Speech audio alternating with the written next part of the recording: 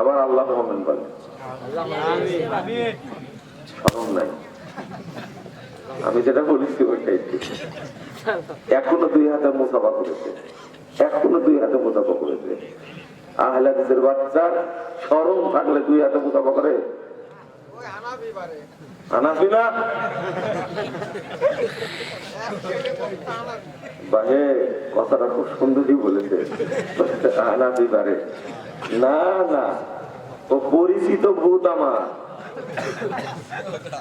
আর আমার কাছে হানাফি আসবে? আর বাংলাদেশে হানাফি আছে? না, বাংলাদেশে কোনো হানাফি নাই, সব দেওবন্দি আর বেরলভী, মাজার পূজারের কবর পূজারী। আবু হানিফার অনুসরণ যারা করে তাদেরকে হানাফি বলা হয়। বাংলাদেশে একজনও নয় যে আবু হানিফাকে মানে, বরং আবু হানিফার নাম নিয়ে ব্যবসা করে লুটপাট করে খায়, লুটপাট করে খায়। যিনি আবু হানিফা রাহিমাহুল্লাহ আকীদা এবং আমল ফলো করে তিনি হলেন কি? হানাফি। এরা মানে হলো দেওবন্দি মাসলা আর বেরলভীর মাসলা। আর আকীদা মানে মাতুরিদি আর আশআরী। এদেরকে হানাফি বলবেন কেন? ইমাম আবু হানিফার নাম বেচ্চা খাচ্ছে, ভাষাটা বুঝতে পারছেন? বেঁচে খাচ্ছে, আপনারা কোনদিন হানাফি বলবেন না। লজ্জা যদি থাকে, এত বলার পরেও মুসাফা করার সময় এইভাবে হাত দেয়, লজ্জা আছে, শরম আছে, হায়া, বিবেক, বুদ্ধি কিচ্ছু নেই। একটা সুন্নাতকে প্রতিষ্ঠা করা, একটা সুন্নাতকে ধরে রাখা, সাহাবীদের মধ্যে 50 জন ব্যক্তি শহীদ হওয়ার সমান। ইসলামী পেয়েছেন আপনি? ইসলামী পেয়েছেন? সুন্নাতের সাথে গাদ্দারি করেন আর আমার কাছে পড়েছেন আপনি। আল্লাহ নবী বলছেন, ইন্না মিন ওয়ারাইকুম জামানাস সাবরিন, 10,394 নম্বর হাদিস তাবরানী কাদিরের মধ্যে এসেছে। ভালো করে শুনেন, ইন্না মিন ওয়ারাইকুম জামানাস সাবরিন, তোমাদের পরপর একটা যুগ আসবে, ধৈর্যের যুগ। এই যুগে কেউ সুন্নাতের উপর থাকতে পারবে না। সুন্নাত ধরে রাখলেই তার উপরে নির্যাতন হবে, তার উপরে মামলা হবে, তার উপরে হামলা হবে, তাকে দেশ থেকে বের করে দেওয়া হবে, তাকে পিটানো হবে। এটা ঘটনা ঘটছে বর্তমান বাংলাদেশে। এরা কে? হানাফি। এরা হলো দেওবন্দি শয়তানেরা, এরা বেরলভী শয়তানেরা, যারা আমিন বলার কারণে মসজিদে মুসল্লিকে ধরে পিটায়। ওদেরকে আমি মানুষই মনে করে না, মুসলমান তো দূরে কথা। আল্লাহ নবী বলছেন, এমনি বলেছেন কথাটা, ইন্না মিন ওয়ারাইকুম জামানাস সাবরিন, তোমাদের পরপর একটা যুগ আসবে, ধৈর্যের যুগ। এই যুগে সুন্নাতের উপর টিকে থাকতে পারবে না। লিল মুতামাসসিকি ফি, ওই যুগে যে ব্যক্তি সুন্নাতকে শক্ত করে ধরে থাকবে, ওই যুগে যে ব্যক্তি সুন্নাতকে শক্ত করে আঁকড়ে ধরে থাকবে, ফালাহু আজরু 50 শাহীদা, তার জন্য 50 জন শহীদের মর্যাদা রয়েছে। ওমর রাদিয়াল্লাহু বলছে, আমিন্না মিনহুম ইয়া রাসূলুল্লাহ। ঠিক আছে, তো বুঝলাম, আল্লাহ রাসূল বলেন তো, আমাদের যুগে যারা বদর উহুদ খন্দকে শহীদ হয়েছে তাদের 50 জন না ওদের যুগের 50 জন? রাসূল সাল্লাল্লাহু আলাইহি ওয়াসাল্লাম বলছেন, বাল মিনকুম, আরে না না, তোমাদের যুগে শহীদ হওয়া 50 জন শহীদের মর্যাদা পাবে। একটা সুন্নাতকে সংরক্ষণ করা, ধৈর্য ধারণ করার অর্থই হলো 50 জন মানুষকে কাফের কর্তৃক হত্যা করা, তাও সাহাবীদেরকে। পৃথিবীর একজন মুসলিম যদি পৃথিবীর সবকিছু দান করে দেয়, তবু সাহাবীরা যে 1 মুদ দান করেছে, 1 মুদ, সেই পরিমাণ হবে না। সাহাবী তাদেরকে বলা হয়, সাহাবী তাদেরকে বলা হয়। আপনি পৃথিবীর সব দান করেন, যে মূল্য নেকি হবে সাহাবীরা মাত্র 1 মুঠ দান করেছে, ওটা তার আল্লাহর কাছে তার চেয়ে অনেক গুণ মূল্য, অনেক গুণ বেশি। বললাম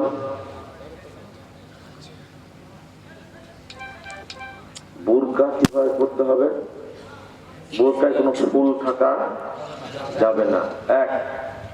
2 নম্বর, আমার ফতোয়া মহিলারা কেউ মানবে না, মহিলারা আমাকে গালিগালাজ করে, মানবে না। এর মধ্যে যে বোনটা এটা মেনে চলবে, ওই মহিলায়, ওই বোনই, ওই মাটাই ইনশাল্লাহ এই 50 জন শহীদের মর্যাদা পাবে ইনশাল্লাহ। উঠে গেছে তো, এটা তো উঠে গেছে, এটা কি উঠে গেছে।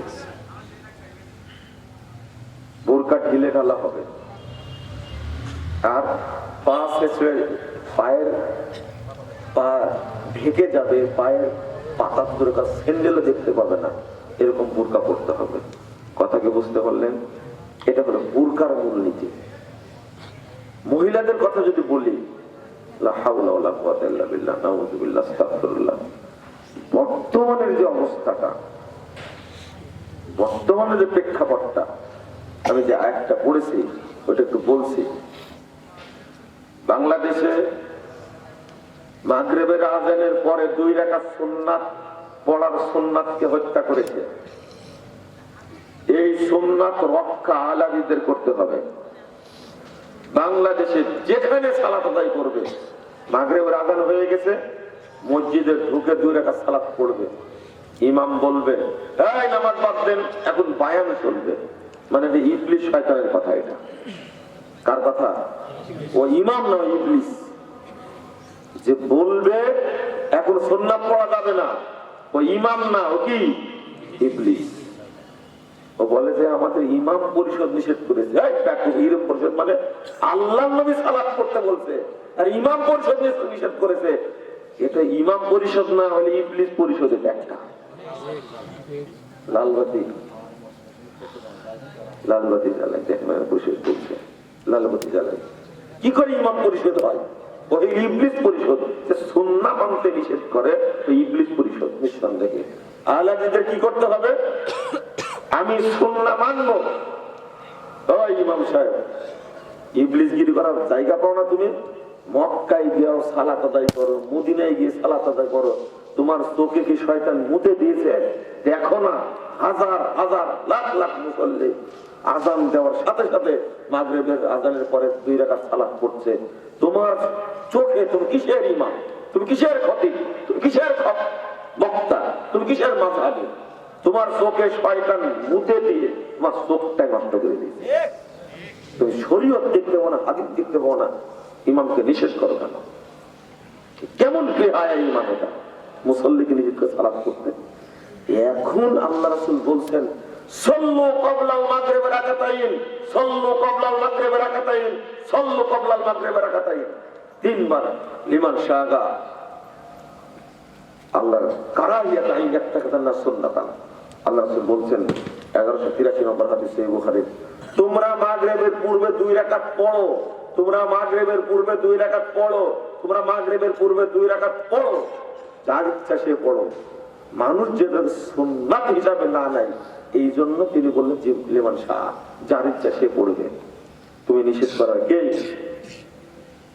তুমি কি গাঁজা খাও, হিরোইন খাও, মদ খাও, চুয়ানি খাও? তুমি জর্দা কর, ভুল কর, বেহায়া, তুমি সুন্নাত মান নিষেধ করো কেন? সহিহ বুখারী হাদিস পড়ে না? আহলাদীদের কি করতে হবে?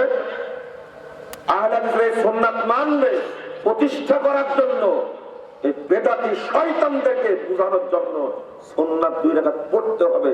আমি এই সুন্নাত বাঁচাবো, আমি নির্যাতিত হলেও, জেল খাটলেও আমি এই সুন্নাত প্রতিষ্ঠা করেই ছাড়বো ইনশাআল্লাহ। অবস্থা হবে এইরকম। 1 রাকাত বেতেরকে হত্যা করেছে এদেশের পরিকল্পিতভাবে এদেশের সুন্নাতকে হত্যা করেছে। 1 রাকাত বেতের নামে কোনো বেতের নেই, কোনো বেতের নাই। অথচ রাসূলুল্লাহ বলছেন আল বিত্রু রাকাতুন ওয়াহিদা। বেতের কয় রাকাত?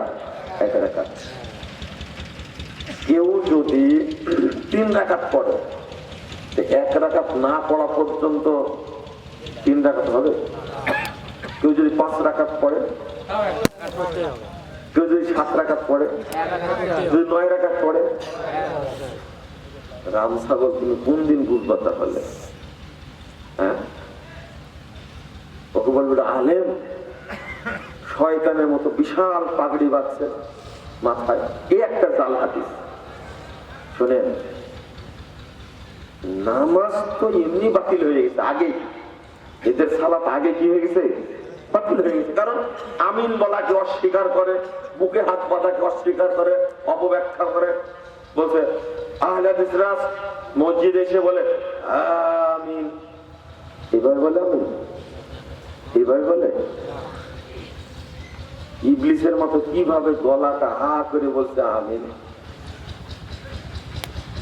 তোমাকে আহলে হাদিস মাদ্রাসায় আবার ভর্তি হতে হবে, মক্তবে ভর্তি হওয়া লাগবে, না হলে তুমি আমিন বলার শুদ্ধ উত্তর শিখতে পারবে না। তাহলে আমিন বলাকে ব্যঙ্গ করলো না? করলো। ওই যে আবরার আছে না, বলছে আহলে হাদিস এইভাবে হাত বাঁধে বুকের উপরে। এই জন্য তোমাকে আহলে হাদিস মক্তবে ভর্তি হওয়া লাগবে, না হলে তুমি শিখতে পারবা না। আমার নবীর সুন্নাত তুমি ব্যঙ্গ করলে কেন? এইভাবে হাত বাঁধে আহলে হাদিসরা? আমরা বলি কি, হাত বুকের উপরে বাঁধবেন সহিহ হাদিস, নাভির নিচে বাঁধবেন তো সহিহ হাদিস, সহিহ হাদিস মানবেন। আর কিছু বলি আমরা? তুই ব্যঙ্গ করলে কেন? ব্যঙ্গ করলে কেন? শোনেন, শুধু ওইটা না, আপনার ছেলের বয়স অল্প, তো অল্প দাঁড়িয়ে উঠেছে, কি অল্প দাঁড়িয়ে উঠেছে, তখন আপনার বলছে যে একটু দাড়ি কেটে ফেলিস, দেখতে বকরির মতো লাগছে। আপনি কিন্তু কাফের, আপনি কি কাফের, আর হজ করা লাগবে না। না না, বুঝেননি কিন্তু, এটা হলো কি ব্যঙ্গ। আপনি কাফের আর মুমিন না, কিন্তু আপনি কাফের, আপনি কাফের, আপনি কাফের, কোন সন্দেহ নাই। আপনাকে আবার ইসলাম গ্রহণ করতে হবে। সুন্নাহটা কার? আপনি ব্যঙ্গ করেছেন। যে রাখতে পারে না, লজ্জা করে, বউ নিষেধ করে, অফিস নিষেধ করে,